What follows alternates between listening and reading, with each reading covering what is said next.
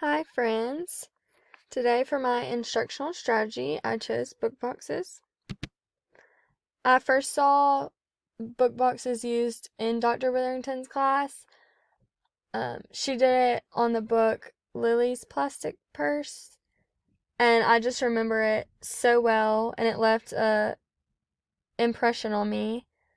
And so it's definitely, I think, a good strategy to use for your students to remember stories that you read in class.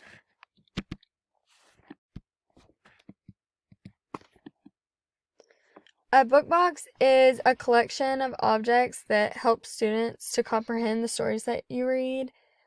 Um, and it allows the students to be able to touch tangible things, and it gives them a better understanding of the book. Students can work individually in groups, or the teacher could even present one herself, just to really enforce the details in the book. And how it works is a student can choose a container for all the items to go in, and then they collect the items, and then they can present it to their peers. So the teacher will first model this, and then I would find it easier for the students if the teacher just went ahead and made a checklist or a guide sheet for the students. Especially if they're working in groups, because then it'll help them to know what items they're responsible for to bring in. The students will read their books first, and then they can reread the books while making a list of the items that they should include in the book box.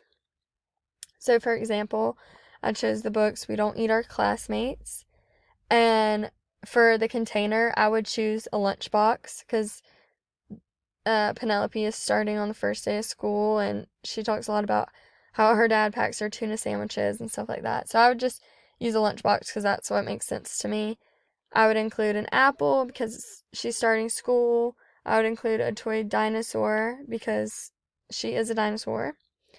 I would choose a picture of children because when she gets to school, she realizes that she's not going to school with other dinosaurs. She's going to school with children, and she's never been around children before. And she decides she wants to eat them, which is not okay at school. And so she finally learns her lesson when the fish bites her finger. And so I would include a toy fish and then a Band-Aid because she puts a Band-Aid on her finger. I think some of the benefits of a book box is the English language learners can learn new vocab, and it allows them to draw on prior knowledge when seeing like the tangible items. You could also use this for sequence of events, because I think when students do this, um, they will pull out the items in order of what happens. I also think oral language could be improved when presenting these boxes to their peers, and this also benefits kinesthetic learners, because there's children in our classes that like to learn by touching things and having actual items in front of them that can really help them. So I hope you enjoyed my presentation, and I will see y'all next time.